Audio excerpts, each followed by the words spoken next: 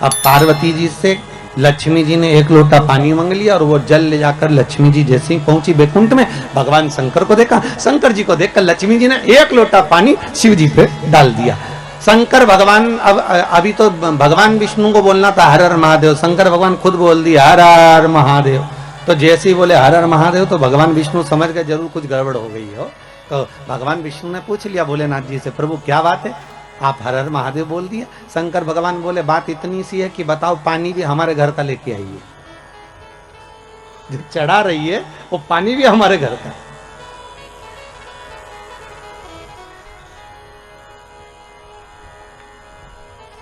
अरे कभी कंस के जन्म की कथा सुनी होगी आप लोगों ने भागवत जी में, कि कंस का जन्म क्यों हुआ। इतने अच्छे राजा के घर में, जिसके घर में सब धर्मात्मा थे, उसके घर में कंस जैसा बेटा कैसे पैदा हो गया सा। उसका कारण केवल इतना सा था, ये कंस कौन था, पूर्व समय में कुबेर के दरवाजे का द्वारपाल। और कुबेर क्या करता था कि रोज इस द्वारपाल से कहता था कि मैं शंकर जी की पूजन करने जा रहा हूं तो मुझे फूल ला कर दे दे। और ये द्वारपाल जाता था और बगीचे में जाकर और फूल तोड़ के ले आता था और फूल तोड़ के लाता और कुबेर को दे देता। कुबेर जी शंकर जी को चढ़ा देते। तो शंकर जी को चढ़ाते तो ये जो द्वारपाल था, ये जिसके बगीचे से फूल लाता था, ना तो बगीचे के मालिक से पूछता था, ना बगीचे के सेवक से पूछता था, ना पेड़ से पूछता था, ना वृक्ष से पूछता था, ना डाली से पूछता था, और फूल तोड़े और लेकर आया और भगवान को चढ़वा दिए। बस इसलिए तो यह शास्त्र कह रहे भले फूल लाकर उसने दिए, शंकर जी को भले चढ़े, पर गलती एक कर दी कि जिसके पेड़ थे, जिसके वृक्ष थे, जिसका पौधा था, ना तो माली से पूछा, ना पौधे से पूछा, ना वृक्ष से पूछा, अर्थात फूल की चोरी कर कर भगवान को समर्पित करवाता था। इसलिए इसका कंस का जन्म हुआ। कारण केवल इतना सा था कि अगर हम भगवान को अगर एक फूल भी चढ़ा रहे हैं, हम भगवान को अगर रिझा रहे हैं, तो भगवान को अगर फूल भी चढ़ा रहे हैं तो प्रयास करना कि पड़ोसी की अगर बाउंड्री से फूल तोड़कर ला रहे हो तो पहले पड़ोसी से पूछो क्या हम फूल लेकर चले जाएं, क्या हम फूल ले आए। बघेल परिवार से भी निवेदन है, ध्यान रखना 7 दिन कथा चले, बेलपत्री भी अगर तोड़ कर ला रहे हो तो पहले जिसके घर में पेड़ लगा है उससे पूछो कि हमें ये बेलपत्री ले जाएं, हमें शिव पुराण पर चढ़ाना है, हम क्या फूल तोड़ लें, हमें पूजन के लिए चाहिए माता रानी के लिए या शंकर जी की पूजन के लिए चाहिए, हम दुर्वा तोड़ लें, या तो अपने बगीचे में लगा हो, अपने खेत में लगा हो, अपने गार्डन में लगा हो, अपने फार्म हाउस पर लगा हो तो तुम प्रेम से तोड़ लो, कोई मना नहीं, क्योंकि वो तुम्हारा है। पर अगर किसी दूसरे के यहाँ से लेकर आ रहे हो तो पहले हमें पूछना पड़ेगा क्या हम आपकी ये वस्तु लेकर चले जाएं।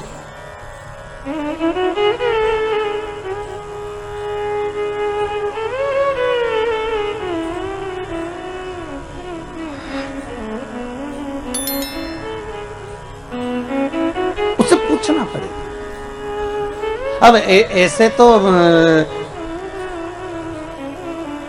एक माताजी की चप्पल खो गई और माताजी ने कहा गुरुजी हम तो तुम्हारी कथा सुनने आए थे और हमारी चप्पल चोरी चली गई। मैंने कहा अच्छा है, भगवान ने कृपा कर दी, तेरे वैसे समय बेकार चल रहा था, तेरा शनि राहु केतु दूसरा ले गया, अच्छा हुआ, भगवान ने बड़ी कृपा करी तेरे ऊपर। फिर तुम कैसे गई?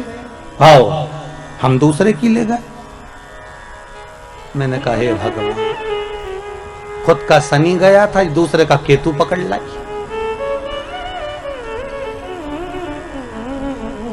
अब लाभ क्या हुआ ये बताओ, सुख की अनुभूति क्या हुई है? हमें नहीं चाहिए। हम अगर भगवान को रिझा रहे हैं ना महाराज, तो शिव महापुराण की कथा कहती है अगर भगवान को रिझा रहे हो, तुम्हारे पास में कुछ है तो ठीक है, नहीं है तो ठीक है। शंकर को एक लोटा पानी हो तो चढ़ा दो, घर का हो तो चढ़ा दो, अगर पानी भी नहीं है तो शिव को रिझाने के लिए 3 बार ताली बजा दो, चल जाएगा। इतना भी नहीं है तो बेलपत्र चढ़ा दो, बेलपत्र भी नहीं है तो शंकर पे चढ़ी हुई बेलपत्र उठाकर धोकर वापिस शंकर को चढ़ा दो।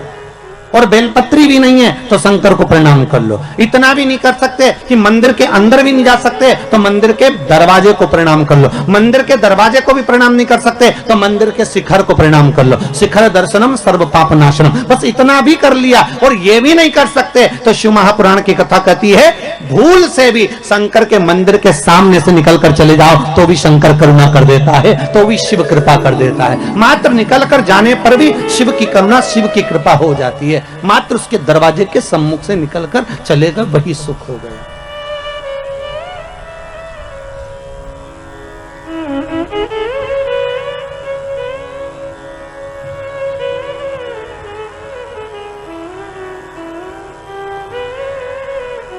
भगवान शिव की कथा कहती है शंकर को जो तुम्हारे पास में है शिव को उस वस्तु से रिझाने का प्रयास करो। शंकर को बाहर से कुछ लाकर देने की जरूरत नहीं है।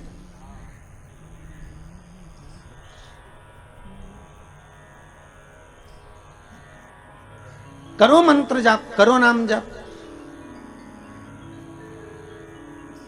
अरे भाई घर में धन होगा तो चोरों की नजर जरूर होगी, अगर सुंदरता होगी तो लुच्चों की नजर जरूर होगी, और अगर हृदय में भक्ति होगी तो भगवान की नजर जरूर होगी। ये पक्का, भगवान की दृष्टि आप पर पड़ी रहेगी। अगर आप भगवान का भजन कर रहे हो तो, आप शिव का स्मरण कर रहे हो तो, आप शंकर का अनुमोदन कर रहे हो, आप भगवान भक्ति का नाम जाप कर रहे हो तो भगवान की दृष्टि पड़ी हुई। करो भजन बस। भगवान शिव ने जैसे कहा हर हर महादेव, भगवान विष्णु समझ गए जरूर कुछ बात हो गई है महाराज। हर हर महादेव शंकर जी बोले मतलब भगत बोले चल जाए, पर भगवान बोले तो नहीं चले हो। और आज तो भगवान खुद बोल रहे हैं हर हर महादेव। तो भगवान विष्णु ने पूछ लिया, अब मन में बात रह भी नहीं चाहिए, रख के करो क्या। एक गुरु के सामने, माता पिता के सामने, घर के बुजुर्गों के सामने, घर के बड़े के सामने अपने दिल की बात कह देना चाहिए। और अगर किसी से नहीं कहो ना तो गुरु से तो कह ही दो। ये अपने जो इष्ट हैं, अपन जिनको मानते हैं, अपन जिसको पूजते हैं उसके सामने कह दो।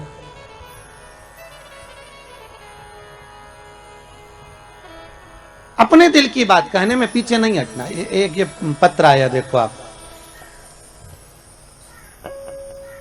नरेंद्र कुमार जी पांडे हैं, प्रतापगढ़ से हैं आप। महाराज जी, पांडे जी कहां बैठे हैं? अच्छा आप ही आए। कहा है गुरु जी, बहुत चिंता रहती थी पर जब से श्री शिवाय नमस्तुभ्यम का एक माला कर रहा हूं, केवल 2 महीने में, देखो बाबा ने कृपा करी। कार्डलेस दो जरा इनको, माइक दीजिए।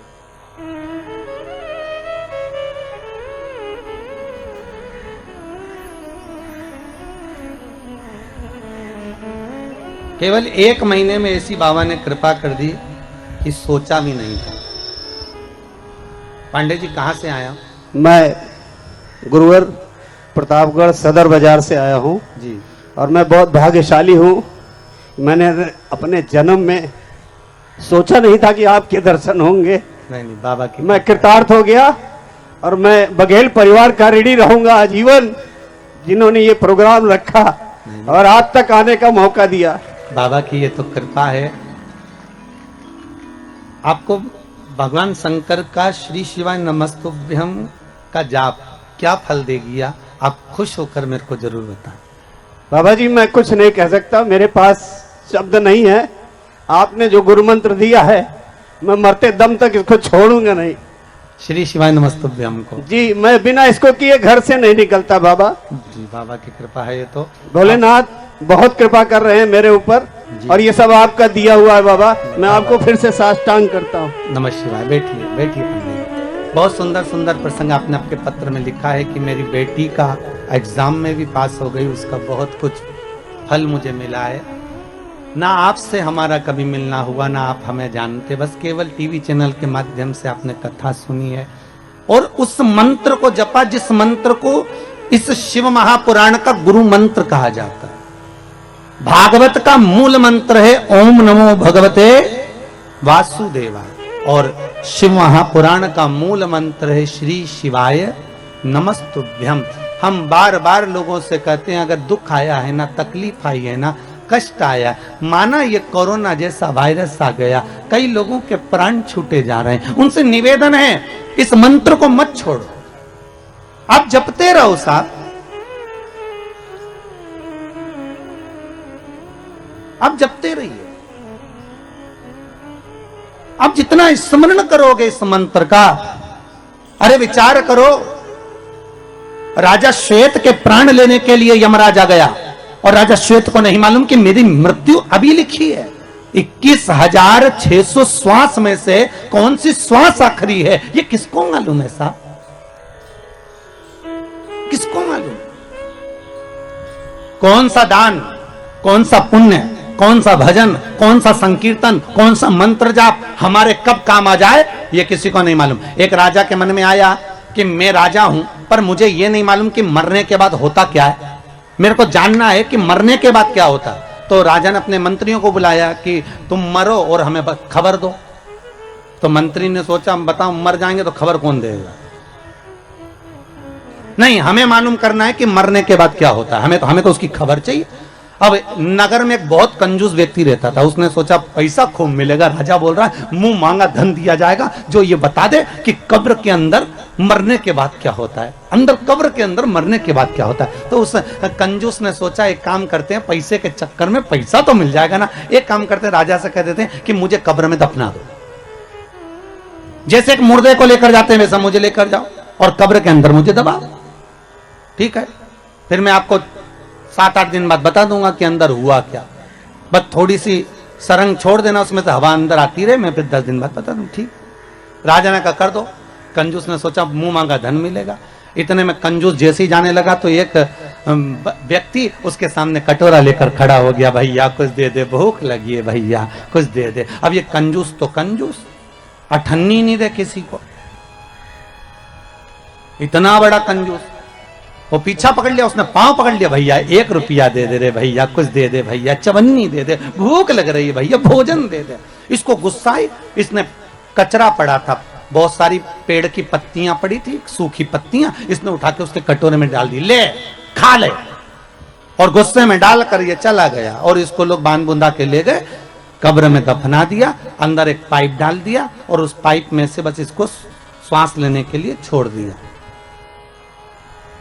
अब सब छोड़ छुड़ा के उसको दबा के चले गए। अब दबा के चले गए, एक दिन तो निकल गया, दूसरे दिन जो पाइप दिया था उसमें सांप घुसने लगा। अब जैसे सांप घुसने लगा बापड़े के प्राण छूटने लगे। भगवान, पैसे के चक्कर में अच्छे मरे दादा, अब मर जाएंगे तो राजा को बताने कैसे आएंगे, और बताएंगे नहीं तो रुपया कैसे मिलेगा। अब सांप अंदर घुसे, इसके प्राण छूटे। फिर सांप अंदर जाए, इसने देखा कि सांप अंदर क्यों नहीं आ पा रहा, तो इसने देखा कि कुछ कचरा सांप को रोक रहा। सांप अंदर आ रहा और कचरा बीच में अड़ रहा, सांप फिर आ रहा, कचरा फिर अड़ रहा। 7 दिन तक ये देखता रहा कि वो कचरा सांप को अंदर नहीं आने दिया। 7 दिन बाद इसको निकाला गया, राजा के सामने खड़ा किया गया। राजा ने पूछा बताओ क्या होता है कब्र में मरने के बाद? तो उस कंजूस ने कहा बस यही होता है कि जो हमने दान किया होता है वो हमारे आड़े आकर खड़ा हो जाता है। मैंने कचरा दान दिया था तो सांप को कचरे ने ही रोक दिया है। हमने जो दान दिया, हमने जो पुण्य दिया, हमने जो सत्कर्म करा, आप लोग जो गौ माता के लिए दान देते हो, ब्राह्मण भोज के लिए दान देते हो, आजीवन भोजन भंडारे के लिए दान देते हो, मंदिर निर्माण के लिए दान देते हो, सत्कर्म के लिए और दान देते हो, किसी के लिए आप पुण्य का कार्य करते हो, तो वो पुण्य तुम्हारा दान, तुम्हारा भजन, तुम्हारा कीर्तन, तुम्हारा मंत्र जाप, जो शिव महापुराण की कथा आप सुन रहे हो, जो मंत्र का स्मरण आप कर रहे हो, जैसे भी पांडे जी बोले कि श्री शिवाय नमस्तुभ्यम मंत्र ऐसा मिल गया कि वो मंत्र मेरा जीवन संवार दिया। जिस मंत्र को आप जप रहे हो वो साधारण नहीं हो सकता, जो आप दान कर रहे हो वो साधारण नहीं हो सकता, जो पुण्य कर रहे हो वो साधारण नहीं हो सकता। ना जाने तुम्हारा दान, तुम्हारा पुण्य, तुम्हारा सत्कर्म कब तुम्हारे सामने आकर खड़ा हो जाए और तुम्हारे आड़े आकर सम्मुख में आ जाए और तुम्हारे जीवन को बचा ले, इससे बढ़कर कोई सुख नहीं हो सकता। इसलिए बारंबार जपते रहे श्री शिवाय नमस्तुभ्यम, ये मंत्र का जाप नित्य करते रहो, स्मरण में डूबे रहो। ये भाग है हमारा, ये पुण्यता है। आज शंकर भगवान स्वयं करें हर हर महादेव। भगवान शिव ने जैसी हर हर महादेव बोला तो पूछ लिया कि हर हर महादेव भगवान आप बोल रहे हो। भगवान विष्णु ने पूछा कारण क्या है। भगवान बोले कारण केवल इतना सा है कि दूसरी जगह का जल लाकर चढ़ाया, लक्ष्मी अंदर से लाकर एक लोटा पानी चढ़ाती तो मुझे सुख मिल जाता। मुझे नहीं चाहिए भाई। शंकर की सारे देवी देवताओं को तो लड्डू भी चढ़ाओ, चुंदड़ी भी चढ़ाओ, आभूषण भी चढ़ाओ। शंकर जी को तो बेलपत्री चढ़ाओ, फूल चढ़ाओ, पानी चढ़ाओ। नी भी हो तो 3 बार ताली बजाओ, वो भी नी बने तो हर हर महादेव बोल दो, उतने में शंकर राजी हो जाते हैं। इससे बढ़कर कृपालु और कहां मिलेगा ये बताओ। अरे वो चोरी करने के लिए चोर गया शंकर जी के मंदिर में और चोरी का सामान नहीं था, उजाला करने के लिए कोई वस्तु नहीं थी, तो खुद का कपड़ा जलाया, त्रिशूल में लपेट कर आग लगा के चारों तरफ देख दिया चोरी का सामान। और शंकर भगवान प्रसन्न हो गए, मांग तुझे क्या चाहिए। चोर बोला मैं तो चोरी करने आया था। शंकर भगवान बोले हम तो ये नहीं जानते कि तुम चोर हो कि कौन हो, पर तुमने हमारे मंदिर में शिवरात्रि के दिन उजाला करा, प्रकाश करा, दिया जलाया, आरती करी, मांगो क्या चाहिए। उसने कहा मैं मांगना नहीं जानता। शंकर भगवान ने कहा ठीक है तो मैं तुझे कुबेर का सिंहासन दे देता हूं, जा कुबेर की कुर्सी पे तू बैठ जा। और चोर चले गया कुबेर की कुर्सी पर और कुबेर से जाकर कहा तुम नीचे उतरो। कुबेर ने बोला तू कौन? कि मैं चोर। तो तू चोर यहां कहां से आ गया? तो कि शंकर जी ने भेजा। कुबेर बोला मैं हड़ताल करूंगा। चोर बोला जो करना करो। शंकर जी ने बोला कुर्सी से नीचे उतरो, हम बैठेंगे। और चोर को कुबेर की कुर्सी पर बिठा दिया। कुबेर भगवान विष्णु के पास गए, नारायण नारायण। भगवान विष्णु ने पूछा क्या हो गया? शंकर भगवान के मंदिर में किसी ने रात को अपना कपड़ा जलाकर आरती उतार दी, शंकर जी ने उसको कुबेर बना दिया और मुझे नीचे उतार दिया। बताओ आप हमारी कुर्सी वापस दिलाओ। भगवान विष्णु बोले उनके मामले में हम कुछ नहीं बोल सकते, उनके मामले में हम नहीं बोलेंगे। क्यों?